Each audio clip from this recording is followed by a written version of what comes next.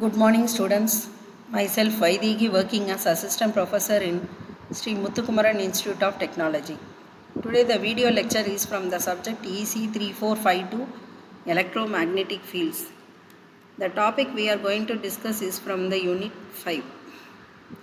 In today's lecture, we will discuss three important concepts in electromagnetic wave propagation. That is group velocity, electromagnetic power flow, and the Poynting vector.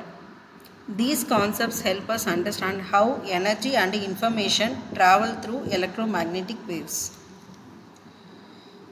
Next we see about what are the learning objectives.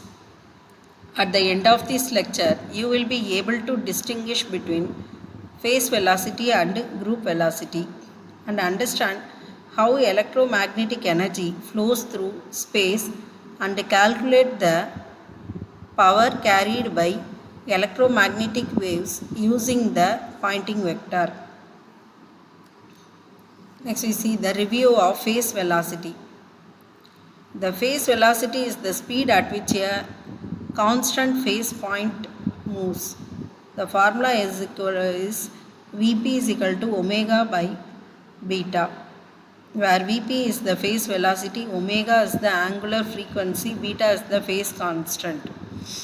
It represents the speed at which a specific phase point such as wave crest propagates through a medium. It depends on angular frequency and phase constant. What is group velocity?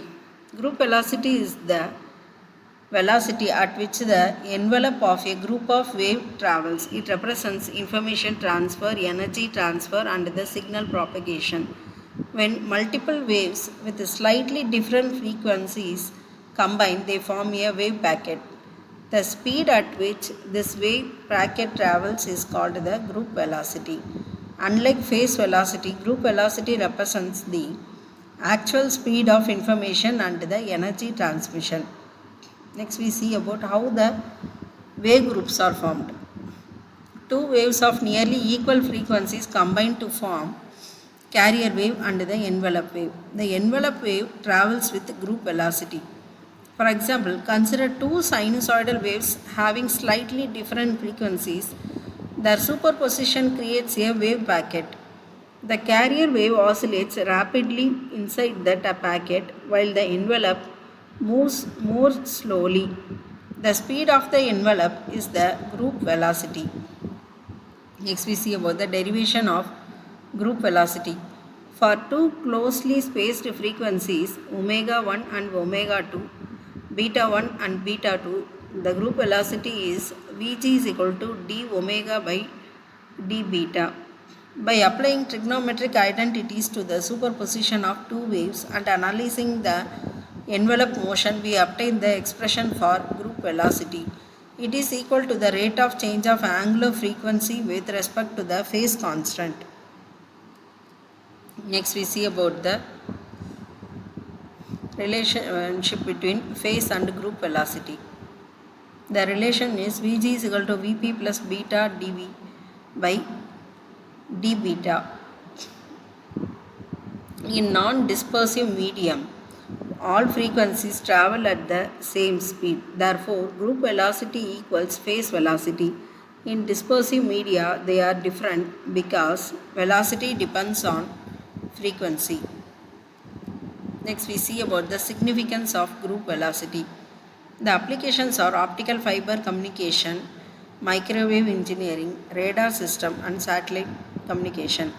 Group velocity is extremely important in communication system because it determines how fast information travels. Engineers use group velocity calculations to design high-speed communication networks. Next we see about the electromagnetic power flow. Electromagnetic waves carry energy, momentum, and information. Power flows from the source to the receiving point. Whenever an electromagnetic wave propagates, it transports energy through space. This flow of energy is known as electromagnetic power flow. The direction and magnitude of power flow can be determined using the Poynting vector. Next, let's see about the Poynting vector. The Pointing vector represents the power density. The formula is S is equal to E cross H and the unit is watts per square meter. The Pointing vector is defined as the cross product of electric field intensity and the magnetic field intensity. It gives both direction and magnitude of power flow in an electromagnetic wave.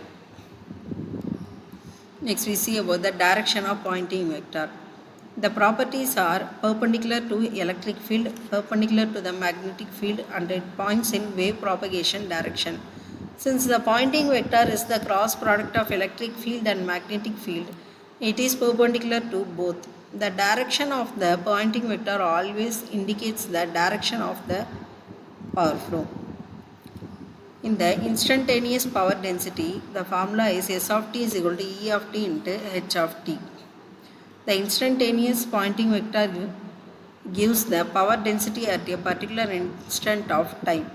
Since electric and magnetic fields vary with time, the power flow also varies with continuity.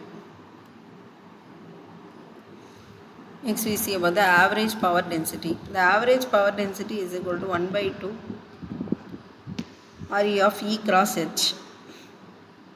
In practical applications, we are often interested in average power rather than the instantaneous power. Therefore, we calculate the average Pointing vector over one complete cycle. Next, we see about one numerical example. Here, the value of E is given as 100 volt per meter, H 0.265 ampere per meter, and we have to find out the power density. To find the power density, the formula is E cross H. By substituting the values, we can get the final power value. Applications of Pointing vector.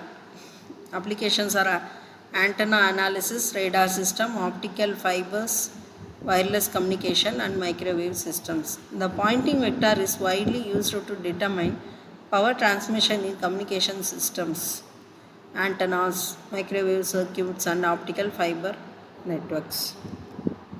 Finally, we came to the summary of this lecture. What are the points we discussed are: group velocity represents information transmission per speed, electromagnetic waves carry energy, Pointing vector indicates power flow direction and magnitude, average power density is important in practical systems. These concepts are fundamental in communication engineering. Okay, hope you all understood the topic. Thank you. Next we see in the next video.